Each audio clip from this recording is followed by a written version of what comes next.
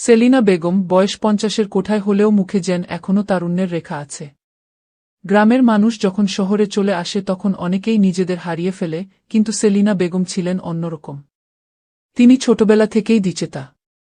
স্বামী হারানোর পর একমাত্র ছেলে রাফিকে বুকে আগলে রেখে জীবনের কঠিন পথে এগিয়ে গেছেন। রাফি তখন মাত্র ১০ বছরের। বাবার মৃত্যুতে সে বোঝেনি জীবনের গভীরতা কতটা ভয়ঙ্কর হতে পারে। কিন্তু সেলিনা বেগম তা বুঝেছিলেন। নিঃস্ব অবস্থায় সংসার চালানো সহজ ছিল না। তিনি কাজ নেন পাশের এক স্কুলে, রান্নাঘরে খুদে বাচ্চাদের জন্য দুপুরের খাবার রান্না করতেন। অল্প কিছু টাকা হাতে আসত, তবে সেই টাকায় ছেলে মানুষ করা, পড়াশোনা চালানো, সবই সম্ভব হচ্ছিল কষ্ট করে হলেও। রাফি বড় হতে হতে মায়ের কষ্টগুলো বুঝতে শুরু করল। তার বন্ধুদের মতো নতুন জামা বা খেলনা না পেলেও মায়ের মুখে হাসি ফোটাতে পারাটাই যেন ছিল তার সবচেয়ে বড় আনন্দ। সেলিনা বেগম কখনো ছেলের সামনে দুঃখ প্রকাশ করেননি, বরং সবসময় শক্ত করে দাঁড়িয়েছেন। এভাবেই কেটে যায় কয়েকটা বছর। রাফি এখন কলেজে পড়ে। ভালো ছাত্র, মেধাবী, ক্লাসে শিক্ষকেরা তাকে আলাদা করে চেনে। তবে সে জানে মায়ের আশা কেবল ভালো রেজাল্ট নয়, বরং মানুষ হওয়া। একদিন সকালে যখন রাফি কলেজে যাওয়ার জন্য প্রস্তুত হচ্ছে, সেলিনা বেগম তাকে ডেকে বললেন, শোনো, আজ তোর দুপুরে আসতে দেরি হবে না তো? না মা, কেন বলো তো? এই যে পাশের বাড়ির আন্টিরা ডাক দিয়েছিল। বল তাদের আত্মীয়রা আসছে, আমি যেন একটু রান্নায় সাহায্য করি। তোকে দুপুরে খেতে হবে তো, তাই ভাবছিলাম আগে থেকে কিছু করে রাখব। রাফি মায়ের দিকে তাকিয়ে হাসল। আহা মা, তুমি না একেবারে অন্যরকম। আমি বাইরে থেকে খেয়ে নেব, তুমি চিন্তা করো না। কিন্তু সেলিনা বেগম কখনোই ছেলের খাওয়ার ব্যাপারে ছাড় দেন না। তিনি গলায় বললেন, না, ছেলের খাওয়া আমার হাতেই হবে। যা খুশি হোক। এভাবেই তাদের সম্পর্কটা যেন ছিল বন্ধু আর আপনজনের মিশ্রণ। এক বিকেলে রাফি পড়াশোনা করছে। হঠাৎ দরজায় কড়া নাড়ার শব্দ। সেলিনা দরজা খুলে দেখলেন পুরনো এক আত্মীয় দাঁড়িয়ে আছেন। নাম তার মাজেদ চাচা। গ্রাম থেকে এসেছেন শহরে। বহুদিন পর দেখা। মাজেদ চাচা সেলিনার স্বামীর চাচাতো ভাই ছিলেন। মাজেদ চাচা ভিতরে এসে বসে বললেন, সেলিনা, তুমি তো অনেক কষ্ট করছো, জানি। কিন্তু আমি ভাবছিলাম, এত কষ্ট করে লাভ কি? ছেলে তো একদিন বড় হবে, তখন তো তোমাকে একাই থাকতে হবে। সেলিনা ঠান্ডা গলায় উত্তর দিলেন, চাচা, রাফি তো আমার সব। ও থাকলেই আমি পূর্ণ। আর আমি একা থাকব কই? আমার ছেলে আছে তো। কথাগুলো শুনে রাফি ভিতরে দাঁড়িয়েছিল। সে বুঝল মা আসলেই তার জন্য কতটা ত্যাগ স্বীকার করেছেন। কিন্তু এরপর থেকেই গল্পটা অন্যদিকে মোড় নিতে শুরু করল।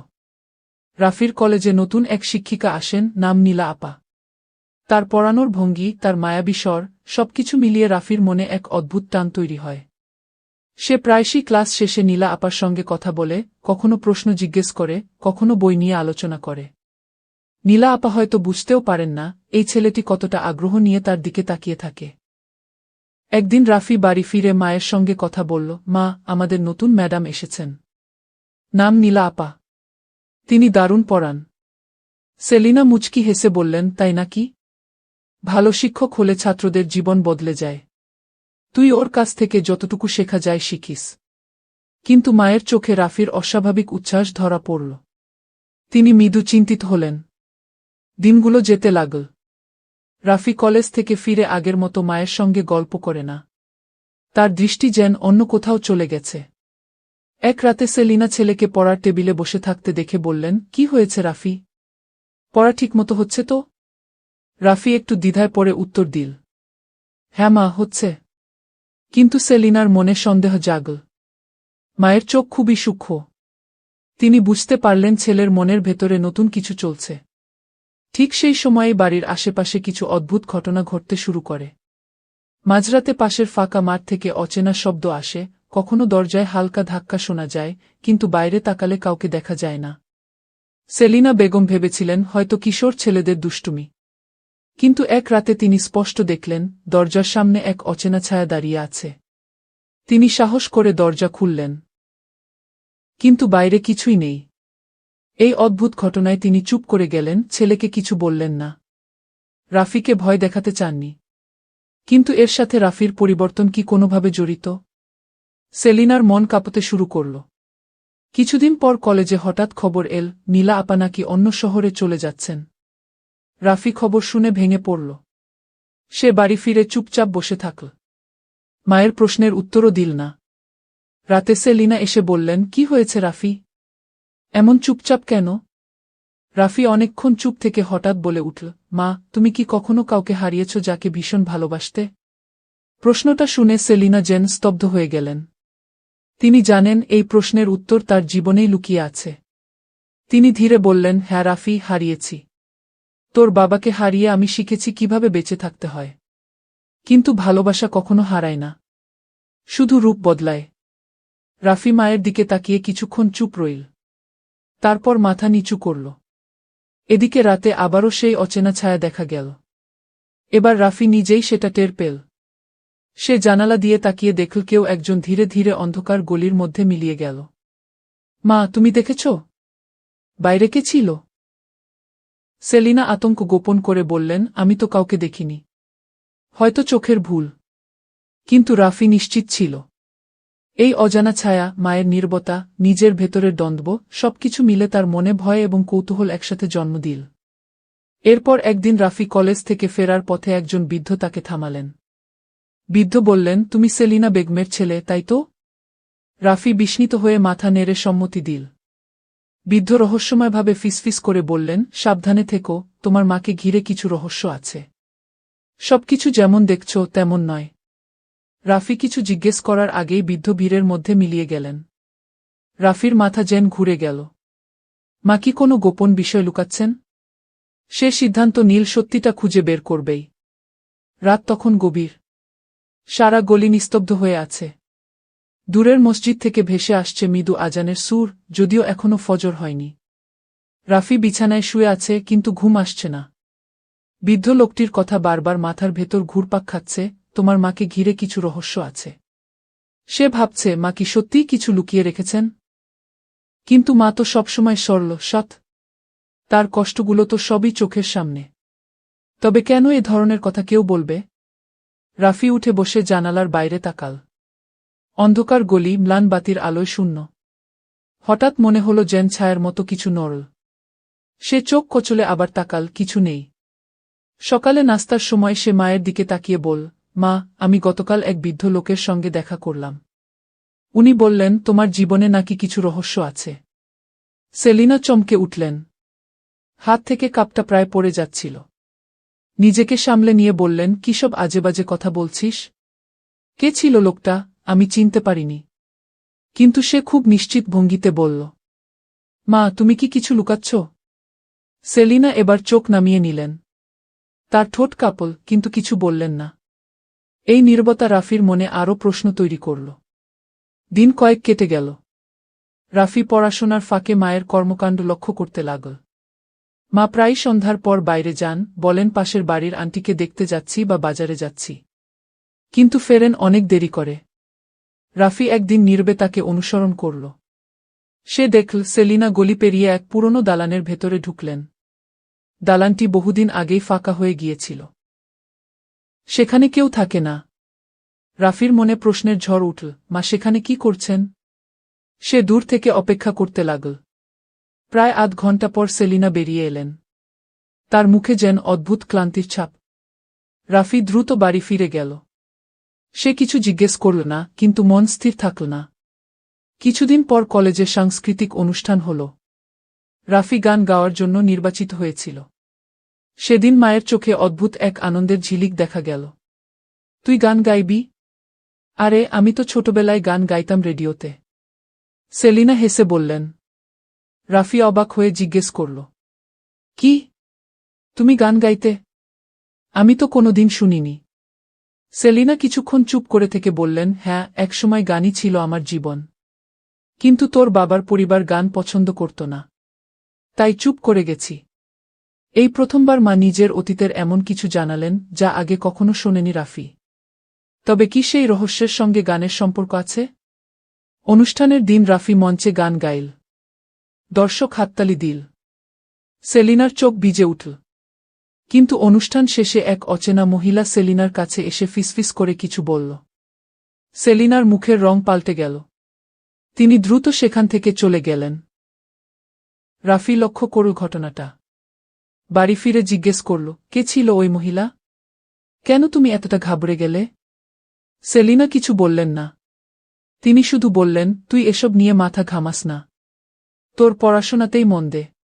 কিন্তু রাফি জানল মায়ের জীবনে কিছু এমন ঘটনা আছে যেগুলো তিনি লুকাতে চাইছেন। এরপর থেকে রাফি ধীরে ধীরে সত্য জানার চেষ্টা করতে লাগল। এক রাতে যখন মা ঘুমিয়ে পড়েছিলেন, সে মায়ের আলমারির ভেতর খুঁজতে লাগল। পুরনো কাপড়, কিছু বই আর একগাদা চিঠি। চিঠিগুলোতে লেখা নাম আবির। রাফি হতভম্ব হয়ে গেল।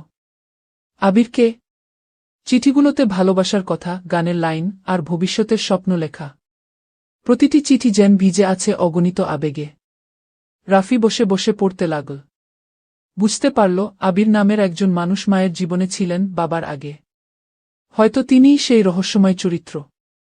কিন্তু মা কেন কখনো বলেননি? পরদিন রাফি সরাসরি মায়ের সামনে গিয়ে দাঁড়াল। মা, আবির কে? সেলিনা কেঁপে উঠলেন। কোথায় শুনলি এই নাম?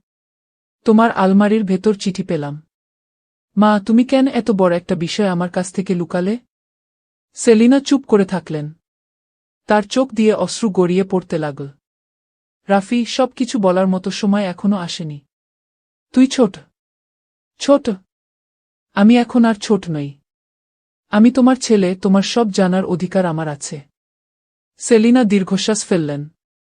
আবির ছিল আমার প্রথম প্রেম। কিন্তু আমাদের সম্পর্ক সমাজ মেনে নেয়নি। আমাকে তাকে ছেড়ে যেতে হয়েছিল। তারপর তোর বাবার সঙ্গে বিয়ে হয়। রাফি হতবাক হয়ে গেল। কিন্তু এখানেই শেষ নয়। সেলিনা ফিসফিস করে যোগ করলেন, আবির এখনো বেঁচে আছে। সেই আমাকে বারবার খুঁজে বেড়াচ্ছে। ওই রাতের অন্ধকারে আসে, দরজার সামনে দাঁড়ায়। রাফির চোখ বিস্ফারিত হয়ে গেল। কি বলছো মা? তবে তুমি তাকে দেখাও? হ্যাঁ, মাঝে মাঝে ওর সঙ্গে দেখা করি। কিন্তু আমি শুধু বলতে চাই, সব শেষ হয়ে গেছে। আমাদের মধ্যে কোনো সম্পর্ক নেই। আমি কেবল তোকে নিয়েই বাঁচতে চাই। কিন্তু রাফির মনে ঝড় উঠল। তার মনে হল মা হয়তো পুরো সত্য বলছেন না। কয়েকদিন পর রাফি কলেজ থেকে ফিরছিল। হঠাৎ রাস্তার মোড়ে এক ভদ্রলোক তার পথ রোধ করল। তুমি নিশ্চয়ই সেলিনার ছেলে? হ্যাঁ, কিন্তু আপনি কে? আমি আবির। রাফির বুক কেঁপে উঠল। সামনে দাঁড়িয়ে থাকা লোকটি মধ্যবয়সী, চোখে গভীর বিষাদ। তিনি শান্ত কণ্ঠে বললেন, আমি তোমার মাকে খুব ভালোবাসতাম। কিন্তু ভাগ্য আমাদের আলাদা করে দিয়েছে। আজ এত বছর পরও তাকে ভুলতে পারিনি। রাফির আগে গর্জে উঠল, আপনি কি চান আমার মাকে আবার কষ্ট দিতে? আবির মাথা নিচু করে বললেন, না, আমি কষ্ট দিতে চাই না। আমি শুধু চাই ও যেন জানে আমি এখনো আছি। রাফির মনে দ্বন্দ্ব শুরু হল। সে কি মাকে সুরক্ষিত রাখতে পারবে? নাকি মায়ের জীবনে আবার নতুন ঝড় নামবে? এদিকে সেলিনা বেগম ভেতরে ভেতরে আতঙ্কিত। তিনি বুঝতে পারছিলেন রাফি এখন সব জানে। কিন্তু তিনি এটাও জানতেন, অতীতকে চিরকাল লুকিয়ে রাখা যায় না। রাতে তিনি ছেলের ঘরে গিয়ে বসে বললেন, রাফি, আমি জানি তুই সব জেনেছিস। কিন্তু মনে রাখিস, আমি কোনো ভুল করতে চাইনি। আমি সবসময় তোর জন্য বেঁচেছি। রাফি মায়ের হাত ধরে বলল, মা, আমি তোমাকে দোষ দিচ্ছি না। কিন্তু আমি চাই তুমি সত্যিটা স্পষ্ট করে বলো। তোমার ভেতরের বোঝা নামাও। সেলিনা চুপ করে থাকলেন। তার চোখে অদ্ভুত শূন্যতা। এমন সময় হঠাৎ দরজায় প্রবল শব্দ হল। দুজনেই চমকে উঠল। রাফি দরজা খুলতে গেল। বাইরে কেউ নেই। শুধু এক খণ্ড কাগজ পড়ে আছে। তাতে লেখা, সেলিনা, তুমি আমাকে এড়িয়ে যেতে পারবে না। সত্য একদিন প্রকাশ হবেই। রাফি কাগজটা হাতে নিয়ে মায়ের দিকে তাকাল। সেলিনা কেঁপে উঠলেন। এবার আর লুকোনোর সুযোগ নেই। রাতের অন্ধকার ঘন হয়ে এসেছে। গলির বাতিগুলো ম্লান হয়ে এক অদ্ভুত ভৌতিক পরিবেশ সৃষ্টি করেছে। সেলিনা বেগম চুপচাপ বসে আছেন, হাতে সেই চিঠির কাগজ। রাফি তার মায়ের মুখের দিকে তাকিয়ে ভাবছে, এ কাগজে লেখা কয়েকটা শব্দ তাদের জীবনে ঝড় তুলতে যাচ্ছে। সে গলায় বলল, মা, আর লুকিও না। আমাকে সব জানাতে হবে। সেলিনা নিঃশ্বাস ফেললেন। রাফি, আমি জানি তুই আমার উপর রাগ করছিস। কিন্তু আমি কখনো চাইনি আমার অতীত তোর জীবনে ছায়া ফেলুক। কিন্তু সত্য জানার অধিকার আমার আছে, মা। সেলিনা মাথা নিচু করে বলতে শুরু করলেন। অনেক বছর আগে, তখন সেলিনা ছিলেন তরুণী। ঢাকায় এসে তিনি গান শিখছিলেন। ছোট ছোট কনসার্টে গাইতেন। তখনই পরিচয় হয় আবিরের সঙ্গে। আবির ছিলেন সুরকার, গানের প্রতি তার অগাধ ভালোবাসা। তারা একসাথে গান লিখতেন, সুর করতেন। ধীরে ধীরে তাদের সম্পর্ক গভীর হল। দুজনেই ভবিষ্যতের স্বপ্ন দেখলেন। কিন্তু সমাজ তাদের সহজভাবে নেয়নি। সেলিনার পরিবার ভীষণ রক্ষণশীল ছিল। তারা জানিয়ে দিল, এই সম্পর্ক চলবে না। আবির প্রতিশ্রুতি দিয়েছিলেন তিনি লড়বেন। কিন্তু পরিস্থিতি এমন হল যে সেলিনাকে বাধ্য হয়ে পরিবার থেকে আলাদা করে দেয়া হল। একসময় তিনি বিয়ে করলেন রাফির বাবাকে। রাফি, আমি ভেবেছিলাম সবকিছু শেষ হয়ে গেছে। আমি তোর বাবাকে সম্মান করতাম, সংসার সামলাতাম। কিন্তু আবিরের স্মৃতি মনের ভেতর থেকে কখনো মুছতে পারিনি। রাফি নীরবে শুনছিল। তার ভেতর রাগ, দুঃখ, বিস্ময় সব মিশে আছে। রাফি বলল, এখন আবির কেন ফিরে এসেছে? সেলিনা চোখ মুছলেন।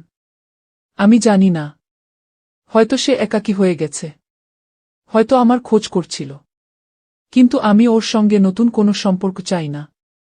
আমার সবকিছু এখন তুই। ঠিক তখনই দরজায় কড়া নাড়ার শব্দ।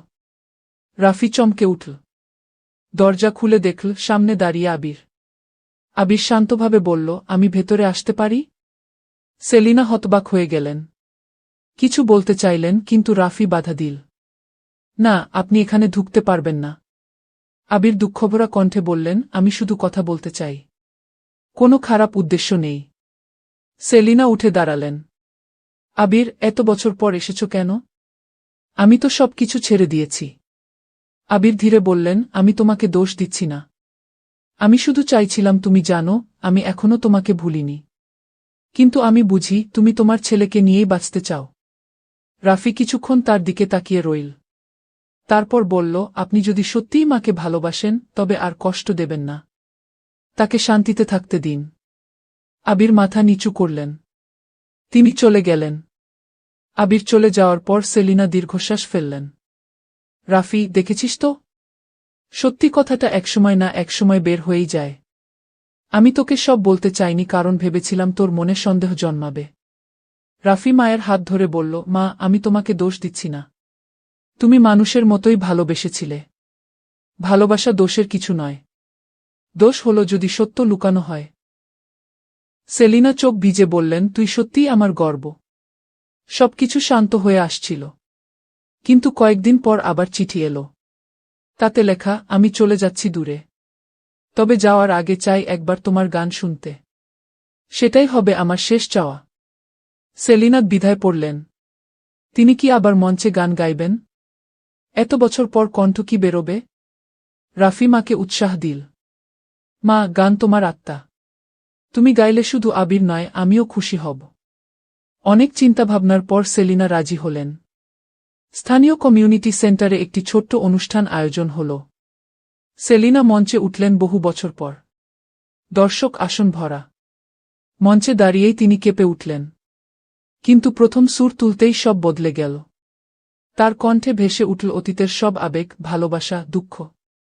রাফি বসে শুনছিল, তার চোখে পানি এসে গেল। পেছনের সারিতে বসেছিলেন আবির। তিনি নিঃশব্দে কান্না করছিলেন।